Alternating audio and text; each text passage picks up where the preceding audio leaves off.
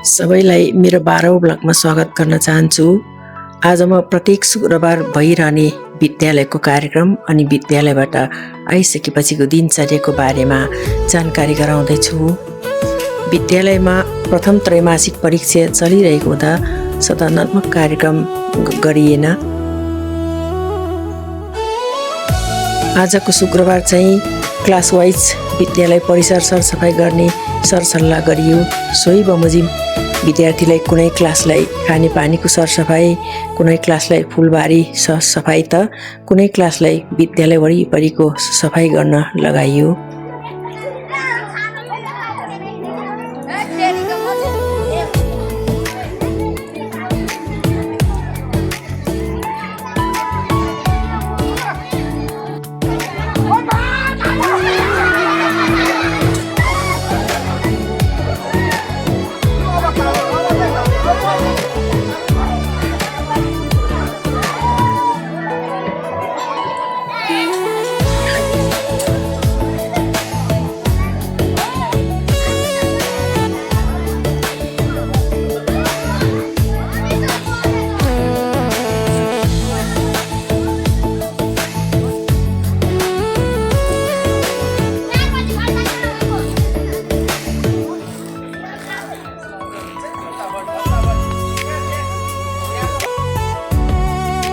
अरू बेला भन्दा आज चाहिँ हामी अलिकति समयमा घर आइपुग्यौँ र हामी पुरानो घरको वरिपरि रोपेको कोदो गोड्न र फलफुल टिप्न हामी अमृत सर अनि पूर्णिमा म्याडम र म गयौँ।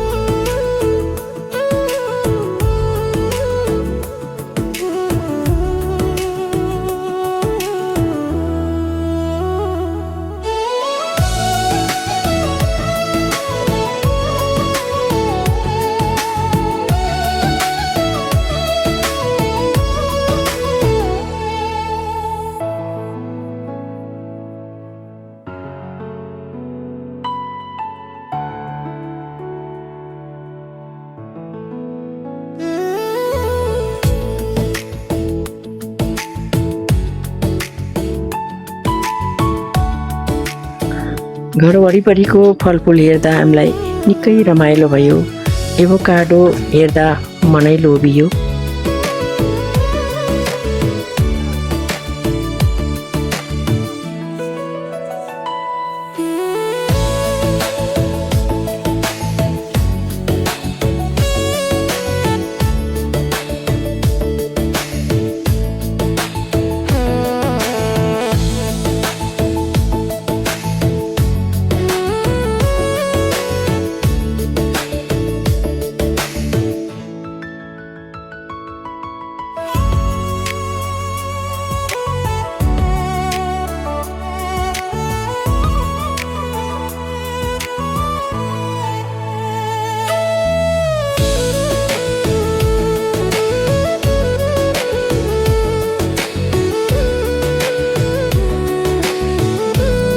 यहाँ हेर्नुहोस् हामी सबैजना योगदान दिएर यहाँ गप्प गरेका छौँ। कसले खानुहुन्छ आउनुहोस् मन पराउनु गयो भने, नत्र हामी सबै बङ्गुरलाई दिने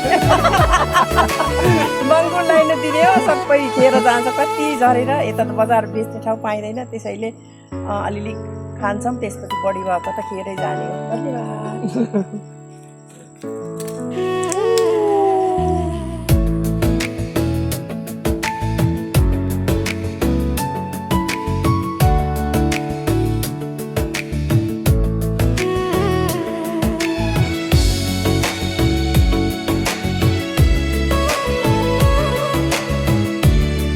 हामीले एभोकाडो टिप्यौँ र फेरि नास्पाती टिप्न लाग्यौँ।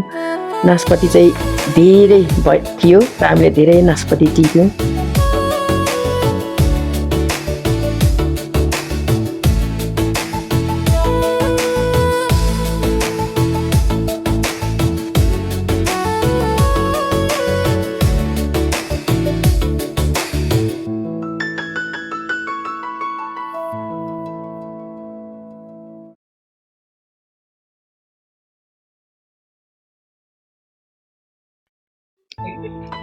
आजको बिहानदेखि बेलुकीसम्मको दिनचर्या यसरी नै बितेको तपाईँलाई जानकारी गराए।